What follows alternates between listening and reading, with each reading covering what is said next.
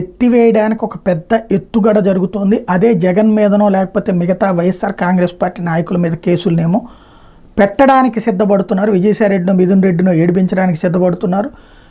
వెంకటరెడ్డి లాంటి వాళ్ళని బెదిరిస్తున్నారు. లేకపోతే కనుక ఎవరైతే ఇంతకుముందు మద్యానికి సంబంధించి బెదిరిస్తున్నారు అంటూ సాక్షి ఒక కీలకమైన కథనాన్ని ప్రొజెక్ట్ చేసుకొచ్చింది. ఇందులో ప్రధానంగా బాబు మీద పెట్టినటువంటి కేసులు, అప్పట్లో సిఐడి ద్వారా పెట్టిన కేసులు ఏవైతే ఉన్నాయో ఆ కేసులన్నిట్లలో కూడా ప్రస్తుతం సుప్రీంకోర్టులో విచారణ ఉన్నటువంటి సందర్భంలో సుప్రీంకోర్టు లాయర్ వచ్చి ఇక్కడ ఉన్నటువంటి ఆ సంబంధిత దర్యాప్తు అధికారులతో కూర్చుని ఆ కేసులో ఎలాంటి అఫిడవిట్లు వెయ్యాలో సమాచారం వాళ్ళకి గైడెన్స్ ఇచ్చారు. దానికోసం మీటింగ్లే పెట్టుకున్నారు.